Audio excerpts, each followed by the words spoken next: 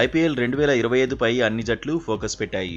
ప్లేయర్ల రిటెన్షన్పై ఇంకా క్లారిటీ రాకపోయినా జట్లు ఎలా ఉండాలన్న ప్రణాళికలపై కసరత్తు చేస్తున్నాయి. రాయల్ ఛాలెంజర్స్ బెంగళూరు కూడా వ్యూహాల్లో మునిగి తేలుతోంది. Plan A, plan B, plan C అంటూ వేలంలో ఎలా వ్యవహరించాలన్న దానిపై ఫోకస్ చేసినట్టుగా ప్రచారం జరుగుతోంది. స్టార్ ప్లేయర్లతో పాటు కొందరు అన్క్యాప్డ్ ప్లేయర్లపైన దృష్టి పెట్టినట్లు తెలుస్తోంది. ముఖ్యంగా తెలుగు క్రికెటర్ నితీష్ కుమార్ రెడ్డిని తీసుకుంటే జట్టుకు బ్యాలెన్స్ వస్తుందనే ఆలోచనలో ఆర్సీబీ ఉన్నట్లు కథనాలు వస్తున్నాయి. నిజానికి గత ఐపీఎల్ సీజన్లో యువ ప్లేయర్ రాణించాడు. సన్ రైజర్స్ హైదరాబాద్ తరఫున అద్భుత ఆట తీరుతో అందరి దృష్టిలో పడ్డాడు. బ్యాటింగ్, బౌలింగ్లోనూ మరో లెవెల్ చూపించాడు. సన్ రైజర్స్ హైదరాబాద్ విజయాల్లో కీలక పాత్ర పోషించాడు. 17వ సీజన్లో 13 మ్యాచ్ల్లో కలిపి 3 వికెట్లు తీశాడు. 303 పరుగులు సాధించాడు.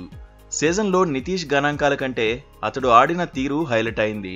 ఫియర్లెస్ క్రికెట్తో యువ ప్లేయర్ దమ్మున్న ఆటగాడిగా పేరు తెచ్చుకున్నాడు. రాజస్థాన్ రాయల్స్తో మ్యాచ్లో ఒత్తిడిలోనూ 76 పరుగులు కొట్టాడు. 42 బంతుల్లోనే ఫటాఫట్ ఇన్నింగ్స్తో ఆకట్టుకున్నాడు. సన్ రైజర్స్ హైదరాబాద్కు మెమరబుల్ విజయాన్ని అందించాడు. గంటకు 140 కిలోమీటర్ల వేగంతో బంతిని సంధించి సరైన ఆల్రౌండర్ అనిపించుకున్నాడు. ఐపీఎల్కే కాదు టీమిండియాలోనూ ఉండాల్సిన మెటీరియలే అని అనిపించుకున్నాడు.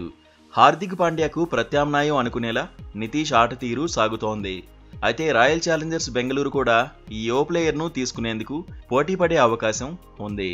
మహిపాల్ లోమ్రర్ పైన ఆర్సీబీ గురిపెట్టబోతోంది. ఇప్పటికే ఈ అన్క్యాప్డ్ ప్లేయర్ ఆర్సీబీ తరఫున ఆడాడు.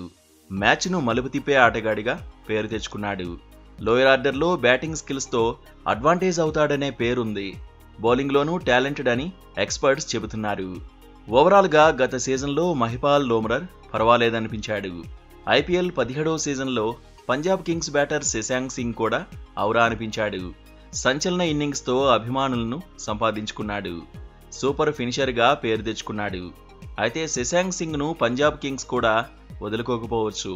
ఒకవేళ వేలానికి వస్తే మాత్రం భారీ ఎత్తున డిమాండ్ ఉండే అవకాశం ఉంది. మొత్తంగా ఐపీఎల్ వేలంలో నితీష్ కుమార్ రెడ్డి, మహిపాల్ లోమ్రర్, శశాంక్ సింగ్ హైలైట్ అవుతారనే చర్చ అయితే జరుగుతోంది. రాయల్ ఛాలెంజర్స్ బెంగళూరులోకి ఈసారి కేఎల్ రాహుల్ కూడా వచ్చే అవకాశాలు ఉన్నాయి.